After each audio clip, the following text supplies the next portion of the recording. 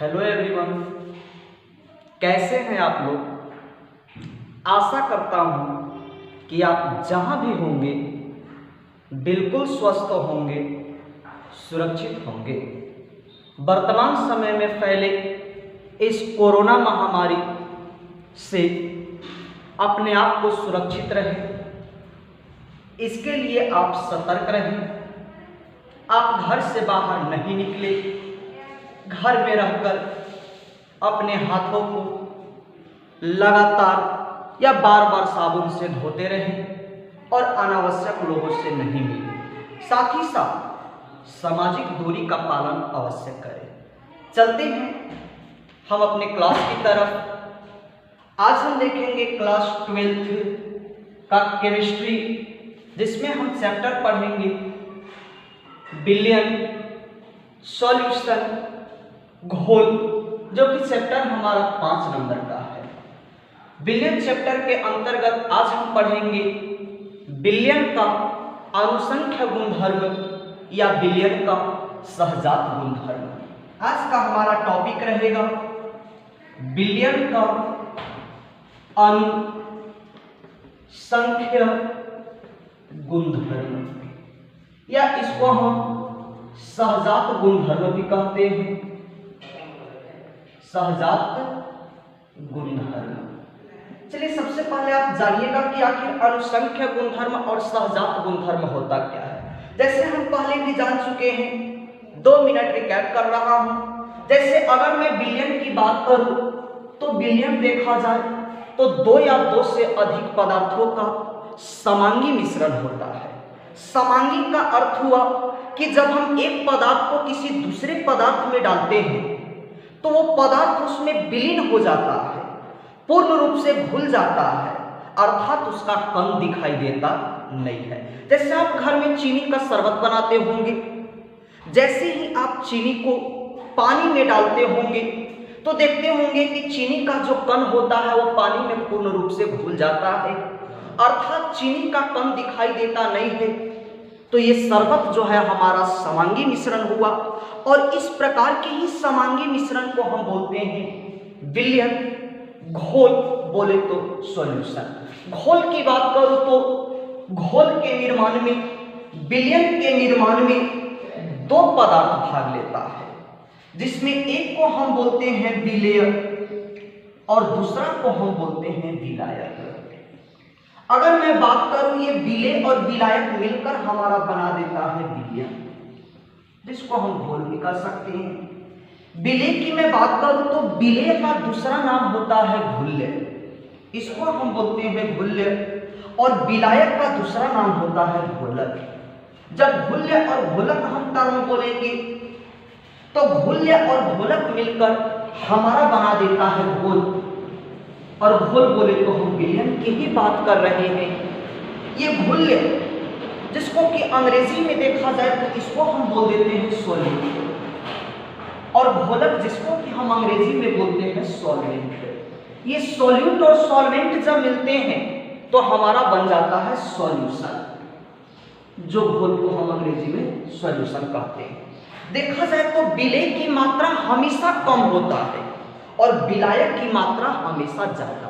जैसे आप शरबत बनाते होंगे तो शरबत बनाने में देखते हैं कि आप पानी ज्यादा लेते होंगे और चीनी कम।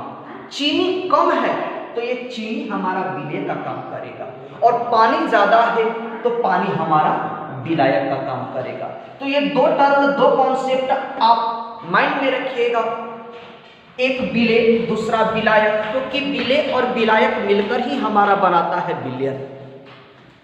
चलते हैं अब हम अपने टॉपिक की तरफ। आज का हमारा टॉपिक है विलयन का अनुसंख्य गुणधर्म और विलयन का सहजात गुणधर्म। सुनिएगा इसका डेफिनेशन क्या कहता है। कहता है कि विलयन का वह गुण जो विलेय की संख्या पर निर्भर करता है, जो घुल्य के अणुओं की संख्या पर निर्भर करता है, जो सॉल्यूट के अणुओं की संख्या पर निर्भर करता है। तो घुल्य के संख्या पर निर्भर करने वाला जो घोल का गुणधर्म होता है, उस गुणधर्म को ही हम बोलते हैं घोल का या विलयन का अनुसंख्य गुणधर्म या सहजात गुणधर्म, जिसको कि हम अंग्रेजी में बोलते हैं colligative properties. Colligative properties of solution, colligative properties of solution बोले तो घोल का वह गुण जो घुल लेके अणुओं की संख्या, कणों की संख्या पर निर्भर करता है, उसी गुणधर्म को हम बोलते हैं विलयन का, घोल का अनुसंख्य गुणधर्म या सहजात गुणधर्म। इस चीज को आप नोट में कलेक्ट कीजिएगा कि किसी भी विलयन में, किसी भी घोल में अगर घुल्य की मात्रा को बढ़ा दिया जाए तो उस विलयन का अनुसंख्य गुणधर्म बढ़ जाता है। मोस्ट इंपोर्टेंट क्वेश्चन है ऑब्जेक्टिव की दृष्टि से कि विलयन में घुल्य की मात्रा बढ़ने पर, विलेय की मात्रा बढ़ने पर उस विलयन का अनुसंख्य गुणधर्म, विलयन का सहजात गुणधर्म हमारा बढ़ जाता है, इंक्रीज कर जाता है। देखा जाए तो ये अनुसंख्य गुणधर्म हमारा 4 प्रकार का होता है। कौन कौन, जरा देखिएगा। अगर मैं अनुसंख्य गुणधर्म की बात करूं तो ये 4 प्रकार का होता है, जिसमें हमारा फर्स्ट जो है वह है परिसारक दाब, या इसी को हम बोल सकते हैं परासरण दाब, जिसको कि हम अंग्रेजी में बोल देते हैं ऑस्मोटिक प्रेशर। Osmotic pressure. उसी तरह मैं अनुसंख्य गुणधर्म के दूसरा भाग की, दूसरा प्रकार की बात करूं तो ये हमारा होता है वाष्प दाब का आपेक्षिक अवनमन। वाष्प दाब का आपेक्षिक अवनमन, जिसको कि अंग्रेजी में हम बोल देते हैं relative lowering of vapour pressure. उसी तरह मैं तीसरा की चर्चा कर रहा हूं, तीसरा जिसको कि हम बोलते हैं हिमांक का अवनमन। मैं एक एक पॉइंट का डीप चर्चा करूंगा, सिर्फ अभी प्रकार बता रहा हूं। हिमांक का अवनमन, अवनमन का अर्थ होता है घटना, जिसको कि हम अंग्रेजी में बोल देते हैं depression in freezing point. Depression in freezing point. और नेक्स्ट एंड लास्ट की मैं चर्चा करूं तो चौथा जो होता है वह है हमारा क्वथनांक का उन्नयन। क्वथनांक का उन्नयन, जिसको कि अंग्रेजी में हम बोलते हैं elevation of boiling point. Elevation of boiling point. तो हम ये कॉलिगेटिव प्रॉपर्टीज, सहजात गुणधर्म में ये चारों टॉपिक की चर्चा करेंगे, चारों पे एक एक करके चलेंगे। तो सबसे पहले हम चलेंगे परिसारक दाब की तरफ। आप कॉन्सेंट्रेट होकर पढ़िएगा, ध्यान से देखिएगा, हो सके तो आप सामने नोट्स कॉपी जरूर रखिएगा। हाँ, एक चीज और ध्यान दें, अगर अभी तक आप मेरे चैनल पे नए हैं तो चैनल को सब्सक्राइब कर दें और साथ ही साथ बगल के बेल आइकन को भी प्रेस जरूर कर दें, ताकि मेरा बनाया वीडियो सबसे पहले आप तक पहुंचे। हाँ, इसको शेयर भी करें ताकि ये जरूरतमंद लोगों के पास पहुंच सके जो बोर्ड एग्जाम की तैयारी कर रहे हैं 12th का। चलते हैं अब हम परिसारक दाब की तरफ, एक एक करके पढ़ेंगे। सबसे पहले हम देखेंगे परिसारक दाब, जिसको कि हम परासरण दाब भी कह सकते हैं।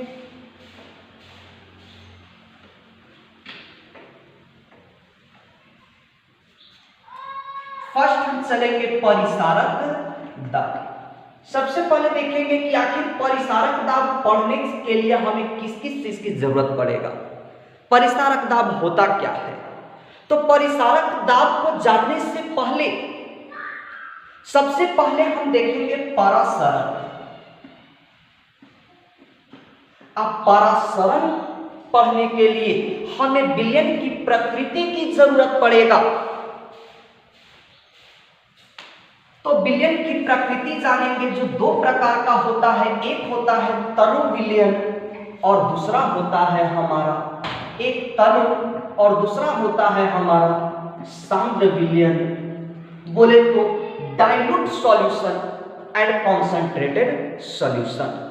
तो चलिए सबसे पहले मैं इन टॉपिक के बारे में जानूंगा, इसके बाद हम चलेंगे परिसारक दाब या परासरण दाब ऑस्मोटिक प्रेशर की तरफ। तो देखिए तनु विलयन और सांद्र विलयन कहता है। तनु विलयन की अगर मैं बात करूं, तनु विलयन फर्स्ट हम देखेंगे तनु विलयन। हाँ, कोशिश करेंगे कि आप सामने नोट्स कॉपी रखें और मैं जो बोल रहा हूं उसको ध्यान से सुनकर अपने शब्दों में डेफिनेशन जरूर लिखें, कोशिश करें। हाँ, अगर आप डेफिनेशन नहीं लिख पाते हैं तो कमेंट्स बॉक्स में आप कमेंट्स जरूर लिखिएगा ताकि मैं डेफिनेशन नीचे कमेंट्स में लिख दूं, जिससे आपको आसानी होगी लिखने में। चलिए तनु विलयन, जिसको कि हम अंग्रेजी में बोल देते हैं डाइल्यूट सॉल्यूशन। देखिए तनु विलयन कहता है वैसा विलयन, वैसा घोल जिसमें घुल्य की मात्रा कम हो, अत्यंत कम हो, उसको हम बोलेंगे तनु विलयन, तनु घोल। और दूसरा जो है हमारा सांद्र घोल, कॉन्सेंट्रेटेड सॉल्यूशन, कॉन्सेंट्रेटेड सॉल्यूशन। देखिए सांद्र घोल की मैं बात करूं तो ये तनु घोल का जस्ट विपरीत होता है। करें तनु घोल जिसमें घुले की मात्रा कम हो, अत्यंत कम हो, उसको बोलेंगे तनु विलयन। और वैसा विलयन, वैसा घोल जिसमें घुल्य की मात्रा ज्यादा हो, उसको बोलेंगे सांद्र विलयन। जिसमें घुल्य की मात्रा कम वो है तनु विलयन, और जिसमें घुल्य की मात्रा ज्यादा उसको हम बोलेंगे सांद्र विलयन, कॉन्सेंट्रेटेड सॉल्यूशन। आशा करता हूं कि आप समझ गए होंगे। अब हम चलते हैं परासरण की तरफ। हाँ, एक चीज ध्यान दीजिएगा, तनु विलयन की मैं बात करूं तो इसका जरा सांद्रता जो है वह कम होता है और इसकी सांद्रता अधिक। सांद्रता कहने का मतलब मैं गाढ़ापन की बात कर रहा हूं, आप गाढ़ा समझ रहे होंगे। तो तनु विलयन की सांद्रता गाढ़ापन जो होता है वह कम होता है, और सांद्र घोल जो होता है इसकी सांद्रता गाढ़ापन जो है वह अधिक होता है। जाहिर सी बात है क्योंकि इसमें घुल्य ज्यादा है। पानी में जितना ही ज्यादा आप चीनी मिलाते जाइएगा, मिलाते जाइएगा, मिलाते जाइएगा, आपका जो शरबत है वो धीरे धीरे गाढ़ा होते जाएगा। तो सांद्र घोल की जो सांद्रता है वह अधिक होता है और तनु घोल की जो सांद्रता है वह कम होता है। चलते हैं हम परासरण ऑस्मोसिस की तरफ। आपने पहले बार बार कभी कभी आपको क्वेश्चन मिला होगा, सुने होंगे कि किशमिश का फूलना किस घटना के कारण होता है। 10th में भी इसको मैंने पढ़ाया है, किशमिश कैसे फूलता है। पानी में डाल देते हैं तो किशमिश फूल जाता है, कौन घटना होता है कि किशमिश फूलता है, फिर से हम चर्चा करेंगे। लेकिन हम पहले देख लेते हैं परासरण ऑस्मोसिस। परासरण बोले तो ऑस्मोसिस। देखिए परासरण के लिए हम क्या करते हैं कि सबसे पहले हम एक बर्तन ले लिए, ये हमने एक बर्तन ले लिया। इस बर्तन के अंदर हम तनु विलयन भी डालेंगे और सांद्र विलयन भी डालेंगे, तनु घोल और सांद्र घोल। लेकिन दोनों विलयन को एक हम झिल्ली के माध्यम से अलग रखते हैं। चलिए मैं वो झिल्ली बना दे रहा हूं। इस झिल्ली का नाम होता है अर्ध पारगम्य झिल्ली, सेमी परमेबल मेम्ब्रेन। ये मैंने एक पतली झिल्ली ले लिया, जिस झिल्ली को हम बोलते हैं अर्ध पारगम्य झिल्ली। यह है हमारा अर्ध पारगम्य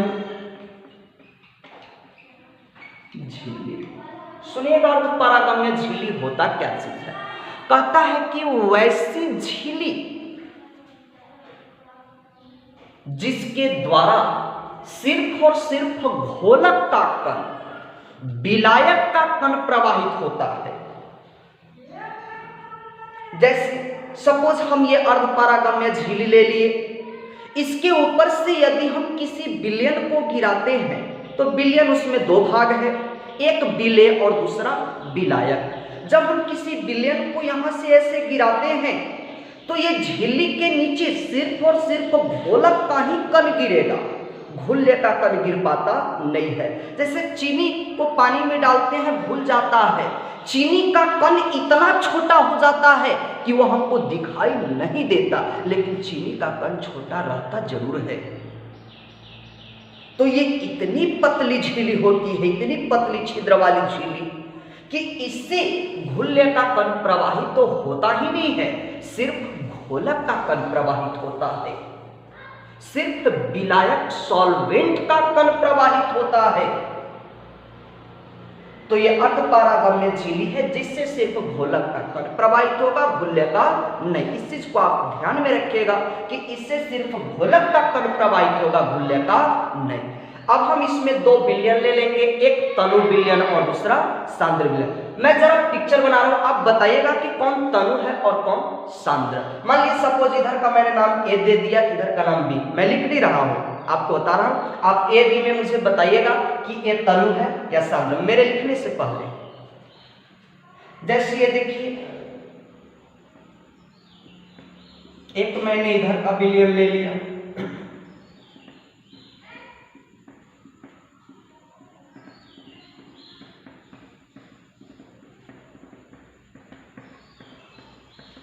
दो विलयन लेते हैं। सबसे पहले हमने एक बर्तन ले लिया, इस बर्तन के अंदर हम दोनों विलयन को डालेंगे, तनु विलयन और सांद्र विलयन। कम गाढ़ा और अधिक गाढ़ा वाला घोल डाल दिए। एक ये हमने विलयन ले लिया, एक इधर हमने विलयन ले लिया। अब तो लगभग आपको देखने से पता चल ही गया होगा कि कौन तनु है और कौन सांद्र है। चलिए, ये हमारा हो गया तनु विलयन डाइल्यूट सॉल्यूशन, ये हो गया हमारा तनु विलयन या तनु घोल भी हम कर सकते हैं इसे, और ये हो गया हमारा सांद्र विलयन, सांद्र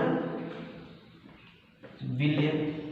अब देखिए, अगर मैं बात करूं तनु विलयन, अभी कुछ देर पहले मैंने लिखा था, चर्चा किया था कि तनु विलयन की सांद्रता जो है वह कम होता है और सांद्र विलयन की सांद्रता अधिक होता है। तनु विलयन कहने का मतलब इसकी सांद्रता कम है, ये कम सांद्रता, कम गाढ़ा है। और ये सांद्र विलयन की बात करूं तो सांद्र विलयन की जो है सांद्रता वह अधिक होता है, ये अधिक सांद्रता का है, अधिक सांद्रता। हाँ, ध्यान दीजिएगा, तनु विलयन जो है इसको हम शुद्ध घोलक भी बोलते हैं, शुद्ध घोलक।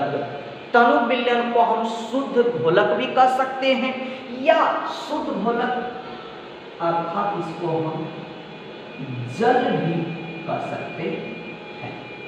तो इधर देखिए, कहता है कि जब तनु विलयन और सांद्र विलयन, जब डाइल्यूट सॉल्यूशन और कॉन्सेंट्रेटेड सॉल्यूशन को अर्धपारगम्य झिल्ली द्वारा पृथक रखते हैं, अलग अलग रखते हैं, तब कहता है कि तनु विलयन से, कम सांद्रता वाला विलयन से, एकदम पातला घोल से, घोलक का जो कण है वह सांद्र घोल की ओर प्रवाहित होने लगता है। ये देखिए, ये हमारा प्रवाह का हम चिन्ह दिखा रहे हैं, इसमें प्रवाह हो रहा है हमारा घोलक के कण, हमारा घोलक प्रवाहित हो रहा है तनु विलयन से सांद्र विलयन की ओर। तो कहता है, आप डेफिनेशन सुन लीजिए ताकि आप लिख सकते हैं कि जब हम तनु विलयन और सांद्र विलयन, कम गाढ़ा अधिक गाढ़ा कम गाढ़ा बोले तो पतला को भी कर सकते हैं। तो कहता है जब तनु विलयन और सांद्र विलयन को अर्ध पारागम्य झिल्ली के द्वारा जब पृथक पृथक अलग अलग रखते हैं तो तनु विलयन से घोलक के कण सांद्र घोल की ओर, सांद्र विलयन की ओर प्रवाहित होने लगता है। इसी घटना को हम बोलेंगे परासरण ऑस्मोसिस। जैसे किशमिश का फूल, देखिए किशमिश आप देखे होंगे, किशमिश को आप तोड़ के देखिएगा, फाड़ के देखिएगा तो उसके अंदर चिपचिपा सा मिलेगा, और वो चिपचिपा सा है वो एक गाढ़ा विलयन के रूप में काम करता है, वो सांद्र घोल है। जब हम पानी में उसको डालते हैं किशमिश को, तो पानी हमारा तनु विलयन, देखिए मैंने यहाँ लिखा है जब शुद्ध घोलक बोले तो तनु विलयन, पानी जो है हमारा तनु विलयन का काम करता है, शुद्ध घोलक का काम करता है। जब हम डाल देते हैं तो किशमिश के बाह्य जो परत होता है वह हमारा अर्ध पारागम्य झिल्ली के रूप में काम करता है, और पानी का जो कण होता है इस झिल्ली से होते हुए किशमिश के अंदर सांद्र घोल में जाने लगता है, और जैसे ही जाएगा तो किशमिश के अंदर का जो गाढ़ा घोल है वो धीरे धीरे पतला होने लगता है, और पतला होने के क्रम में किशमिश के जो दाने होते हैं वह क्या हो जाते हैं, फूल जाते हैं। तो आशा करता हूं कि आप परासरण समझ गए होंगे। अब हम देखेंगे परिसारक दाब, जो हमारा कॉलिगेटिव प्रॉपर्टीज का फर्स्ट पॉइंट था, परिसारक दाब।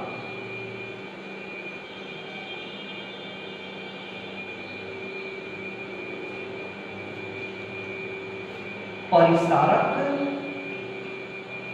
दाब, या इसी को हम बोल सकते हैं परासरण दाब, जिसको अंग्रेजी में हम बोलते हैं ऑस्मोटिक प्रेशर। ध्यान से सुनिएगा ताकि आप डेफिनेशन लिख सके, खुद से अपने से लिखने की कोशिश कीजिए। देखिए परिसारक दाब, परिसारक दाब के लिए हम परासरण, अभी तुरंत देखिए परासरण, तो चलिए फिर से हम वही काम करते हैं, हम तनु विलयन ले लेते हैं और दूसरा सांद्र विलयन ले लेते हैं। मैं टॉपिक को बिता रहा हूं।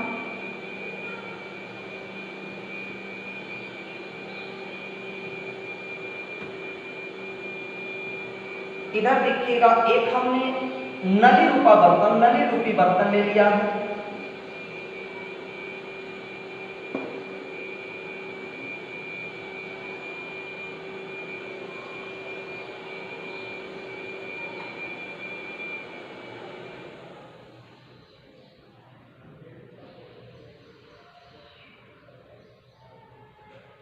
ये हमने नली रूपी एक बर्तन ले लिया।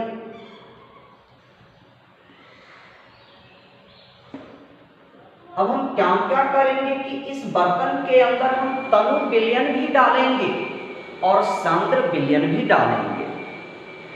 तो कहता है तनु विलयन और सांद्र विलयन दोनों डालेंगे, तो दोनों विलयन को हम एक दूसरे से पृथक रखेंगे अर्ध पारागम्य झिल्ली से। चलिए सबसे पहले मैं दोनों को डालने से पहले झिल्ली लगा दे रहा हूं, ना तो दोनों डालूंगा तो मिल जाएगा एक में। ये हम झिल्ली लगा दिए, अर्ध पारागम्य झिल्ली, सेमी परमेबल मेम्ब्रेन SPM, ये हमारा हो गया अर्ध पारागम्य झिल्ली। शायद आवाज क्लियर नहीं जा रहा होगा, मे बी मुझे एहसास हो रहा है कि माइक में थोड़ी त्रुटि हो गई है, क्षमा चाहता हूं इसके लिए। कोशिश रहेगा कि अगले क्लास तक आपको लाउडली साउंड का वीडियो मिल सके। तो ये देखिए हमने अर्ध पारागम्य झिल्ली ले लिया। अब हम दो विलयन डालेंगे। अब तो फिगर से समझ जाएंगे कौन तनु है कौन सांद्र, मैंने लिख भी दिया था। इधर देखिए एक मैंने ये विलयन ले लिया,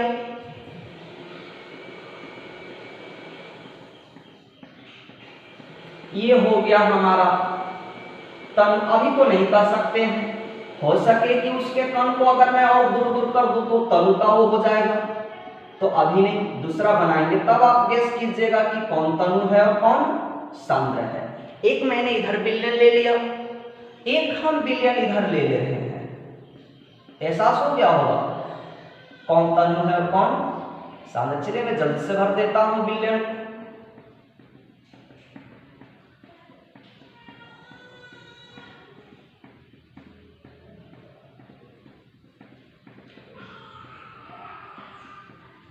ये हो गया हमारा सांद्र विलयन। कहने का मतलब अधिक सांद्रता, अधिक गाढ़ा है वो, ये गाढ़ा घोल है, और उधर का वो हमारा पतला घोल है।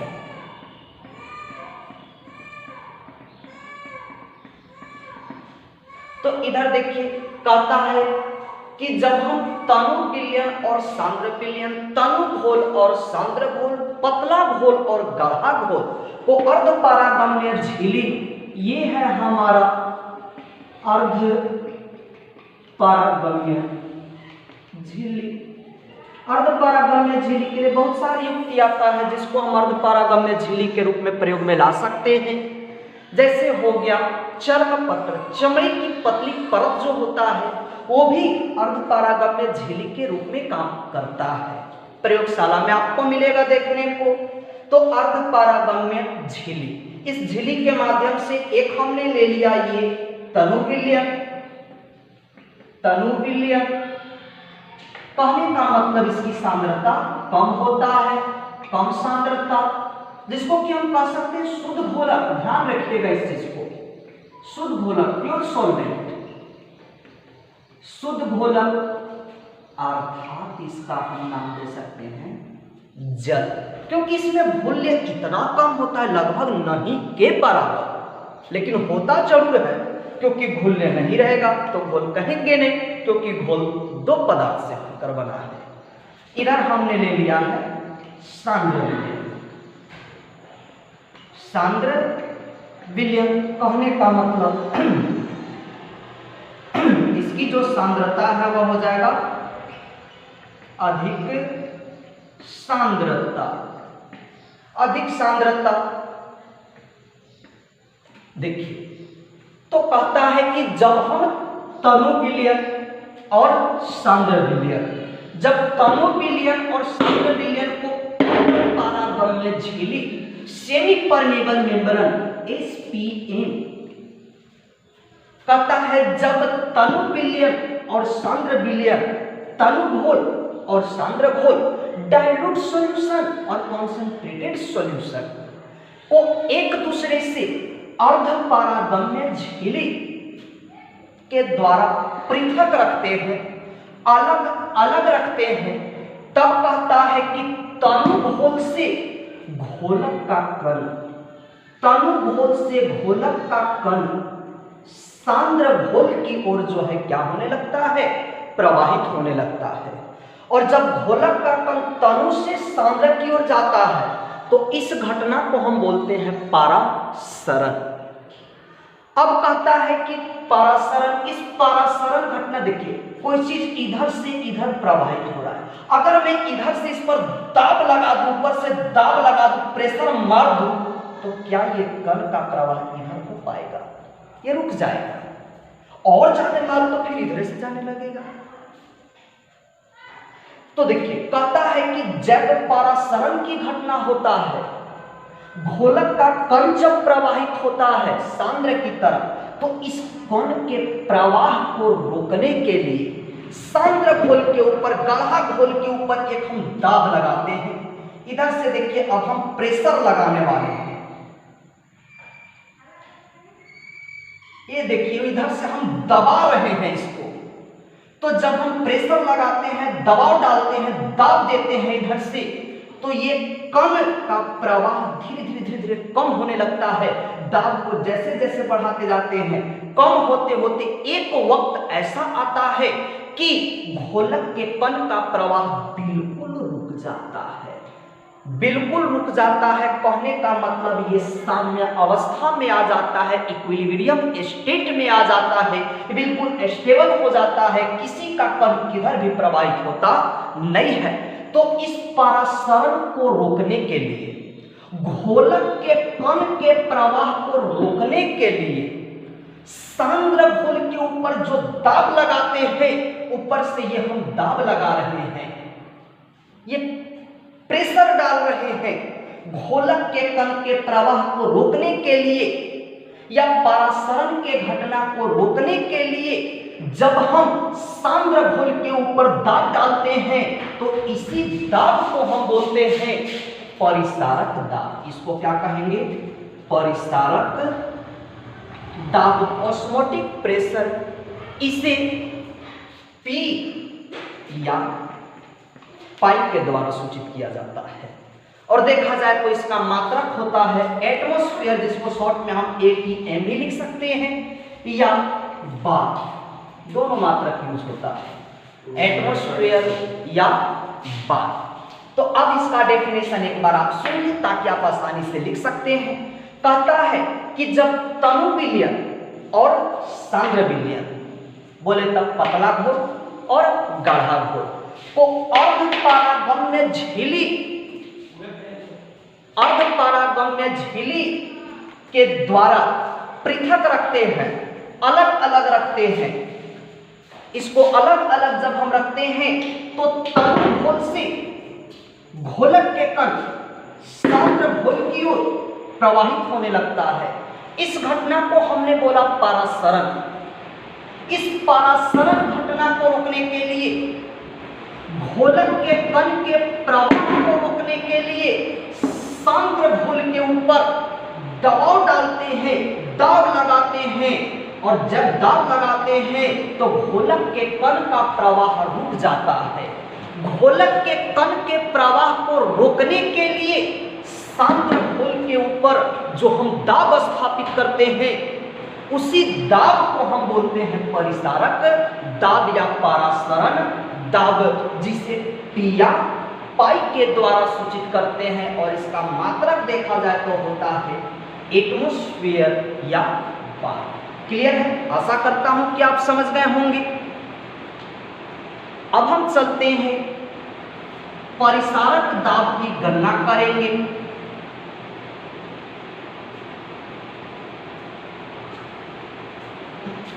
तो नेक्स्ट हमारा टॉपिक है परिसारक दाब ज्ञात करने की विधि, method to calculation of osmotic pressure. परिसारक दाब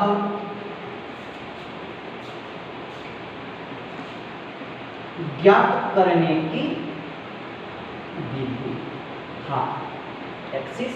अगर आप इंग्लिश मीडियम के स्टूडेंट होंगे, अगर आप अंग्रेजी मीडियम में पढ़ना चाहते होंगे, तो आप कमेंट्स बॉक्स में जरूर लिखिएगा ताकि मैं अगला वीडियो इंग्लिश लैंग्वेज में भी तैयार कर सकूं, जिससे कि आपको पढ़ने में आसानी हो सके। तो परिसारक दाब ज्ञात करने की विधि बोले तो मेथड टू कैलकुलेशन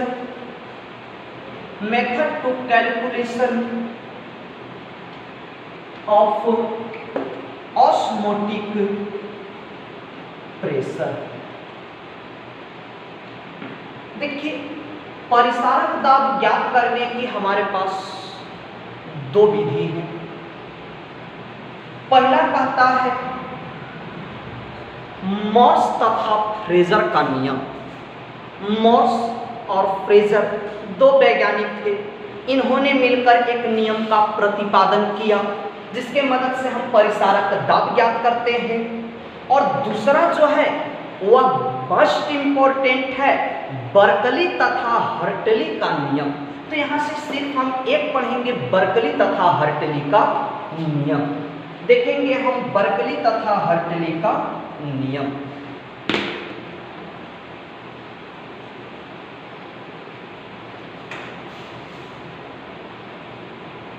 ध्यान से देखिएगा, बहुत इंपॉर्टेंट क्वेश्चन है, क्वेश्चन भी आई है।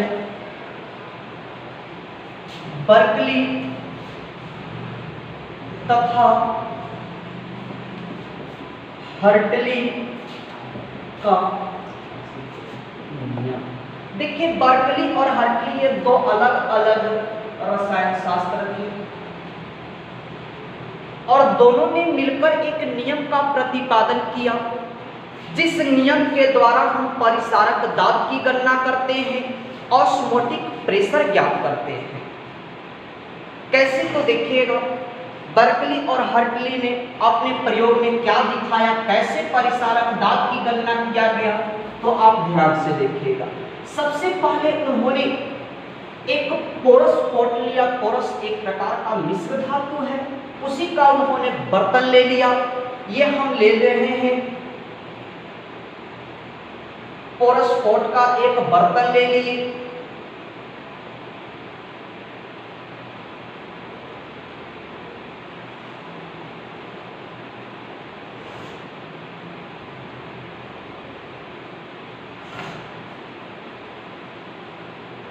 ये एक पोरस पॉट हो गया, पोरस का बर्तन हो गया। पोरस एक प्रकार का मिश्र धातु है, उसका बर्तन ले लिया।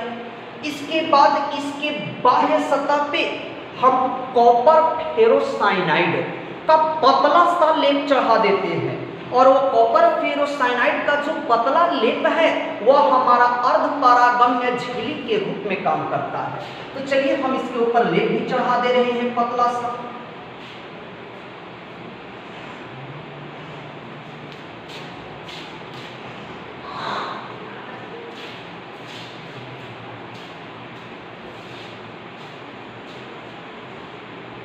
ये पतला सा लेप हो गया जो कि अर्ध पारागम्य झिल्ली सेमी परमेबल मेम्ब्रेन के रूप में काम करता है। ये झिल्ली हो गया अर्ध पारागम्य झिल्ली।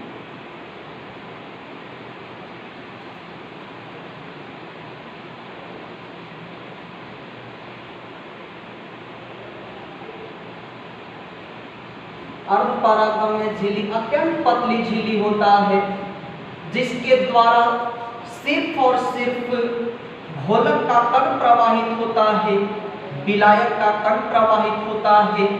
तो ये हमने पोरस पॉट का बर्तन लिया, उसके बाह्य सतह पे हमने लेप चढ़ा दिया कॉपर फेरोसाइनाइड का, जो अर्ध पारागम्य झिल्ली के रूप में काम करता है। अब इसके देखिए मैंने दो तरफ से ये खाली जगह छोड़ा है, दो सिरा। कहता है इसके एक सिरा से इधर हम जोड़ देंगे जल टंकी।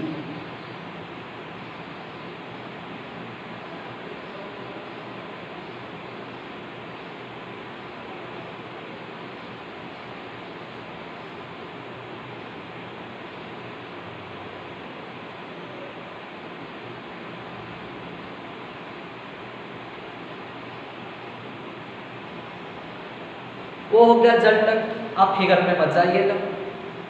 ये हो गया जल टंकी, और यहां से हम जल को खोलने के लिए नीचे स्विच लगा दे रहे हैं। ये रेगुलेटर हो गया, वहां से खोलेंगे जल भर जाएगा। और उसके एक सिरा पे हम लगाते हैं कैपिलरी ट्यूब। इसका यूज क्या होता है वो हम आगे देखेंगे, अभी मैं फिगर बना दे रहा हूं। ये हो गया कैपिलरी ट्यूब, एक नली हो गई पतली सी। और इस प्रकार से हमारा ये जो पोरस पॉट का बर्तन तैयार हुआ, इसको हम सांद्र घोल से भरे एक गम धातु वाला बर्तन के बीच में रख देते हैं। तो चलिए इसको हम सांद्र घोल से भरे गम धातु वाला बर्तन ले रहे हैं, और उसी के बीच में इसको हम रख दे रहे हैं।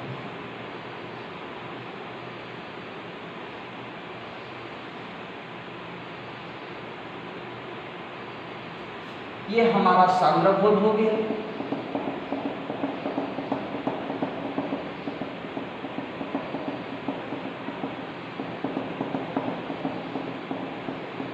आप सामने कॉपी कलम जरूर रखिएगा, लिखने की भी अपने लैंग्वेज में कोशिश कीजिएगा। अगर आप अपने लैंग्वेज में एक दो क्वेश्चन भी अच्छा से लिखते हैं तो आपको आपका अपना आत्मविश्वास जगेगा। इधर ये हमने ले लिया सांद्र विलयन, सांद्र घोल, कॉन्सेंट्रेटेड सॉल्यूशन।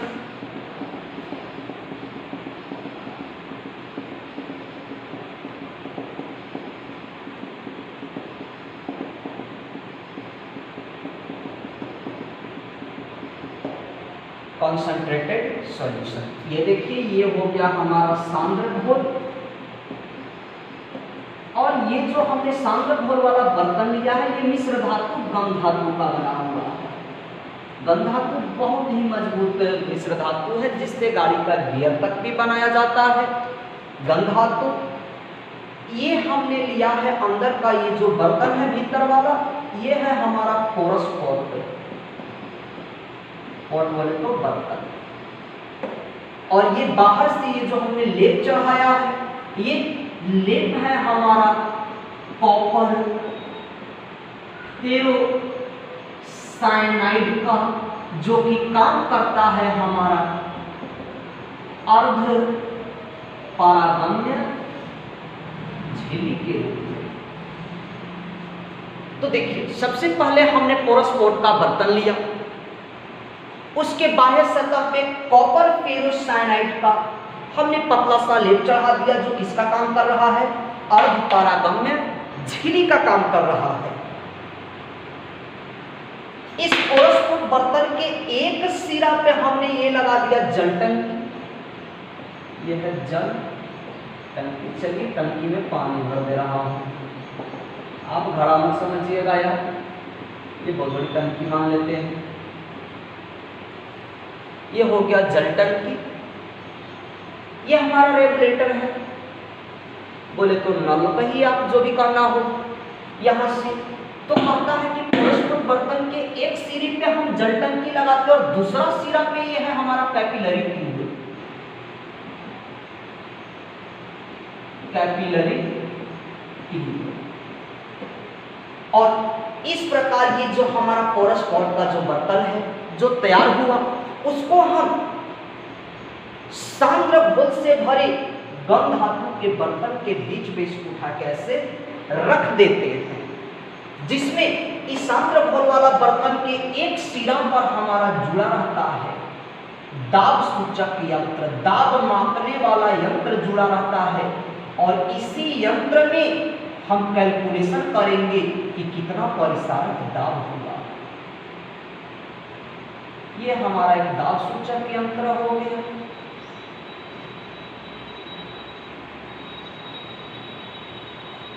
ये है दाब सूचक यंत्र। तो ध्यान दीजिएगा, कहता है कि सबसे पहले बर्कली और हर्टली के नियम में सबसे पहले हम पोरस पोर्ट का बर्तन लिए, उसके बाद सतह पर कॉपर फेरोसाइनाइड अर्ध पारगम्य झिल्ली के रूप में जो काम करता है उसका लेप चढ़ा दिए। इस पोरस पोर्ट बर्तन के एक सिरे पर जल टंकी, दूसरे सिरे पर कैपिलरी ट्यूब लगा देते हैं। और ये जो पोरस पोर्ट है उसको सांद्र घोल, गाढ़ा घोल से भरे गम धातु के बर्तन के बीच में रख देते हैं, जिसके एक सिरा पे जुड़ा रहता है दाब सूचक यंत्र। अब जरा आगे ध्यान दीजिएगा, हम यहां से नल खोल रहे हैं। जब हम नल को खोलते हैं तो जल टंकी से पानी नीचे की ओर आने लगेगा, पानी भरने लगता है, और ये जो पानी है ये पोरस पोर्ट के बर्तन को पूर्ण रूप से भर देता है।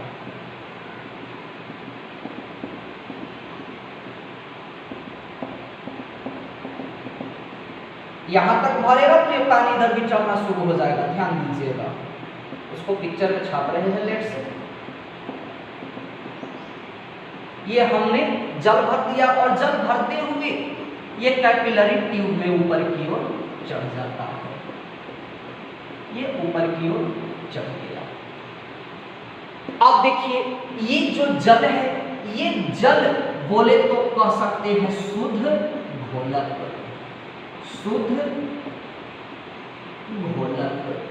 अब जब इसमें जल भर जाता है, शुद्ध घोलक हो गया, इसके बाह्य सतह पे देखिए है हमारा अर्ध पारगम्य झिल्ली और इधर है सांद्र घोल। शुद्ध घोलक जिसको कि हम तनु घोल भी कर सकते हैं, अभी हमने चर्चा किया है इसका। तो ये हो गया तनु घोल, और ये अर्ध पारगम्य झिल्ली, और ये हो गया सांद्र घोल। तो जैसे पोरस पोर्ट के बर्तन में पूरा जल भर जाता है, कैपिलरी ट्यूब ऊपर की ओर चढ़ जाता है, हम यहाँ से नल को बंद कर देते हैं। अब क्या होता है कि ये जल जो है, शुद्ध घोलक जो है, ये अर्ध पारगम्य झिल्ली से होते हुए ये सांद्र घोल की ओर जाने लगता है, सांद्र घोल में प्रवाहित होने लगता है। जैसे ही सांद्र घोल में प्रवाहित होगा तो ये कैपिलरी ट्यूब का पानी का जो स्तर है नीचे गिरने लगेगा, ये नीचे आने लगेगा। तो ये हमें संकेत दे देगा कि नहीं, जल का प्रवाह इधर से इधर होने लगा। और जब ये जल का प्रवाह, शुद्ध घोलक का प्रवाह तनु से सांद्र की ओर होता है, तो ये घटना को हमने बोला पारासरण। इसी परासरण को रोकने के लिए, इसी घोलक के प्रवाह को रोकने के लिए अब हम ये सांद्र घोल के ऊपर यहां एक लगा देते हैं दाब। ये हम ऊपर से लगा देते हैं दाब, और जब दाब लगाते हैं तो दाब लगाने के बाद ये घोलक के कण का प्रवाह, ये परासरण की घटना रुक जाती है और हमने कितना दाब लगाया वो बगल के लगे दाब सूचक यंत्र में पता चल जाता है। अर्थात हम यहाँ परिसारक दाब का कैलकुलेशन कर लेते हैं, ज्ञात कर लेते हैं कि मैंने यहाँ परासरण को रोकने के लिए, मैंने यहाँ घोलक के कण के प्रवाह को रोकने के लिए सांद्र घोल के ऊपर कितना दाब लगाया है। तो ये जो मेथड दिया, ये जो विधि का प्रतिपादन किए थे वो बर्कली और हर्टली ने किया था। तो अब मैं एक बार इसको फिर से सुना दे रहा हूं ताकि आप अपने लैंग्वेज में इसको अपनी कॉपी में लिख सके।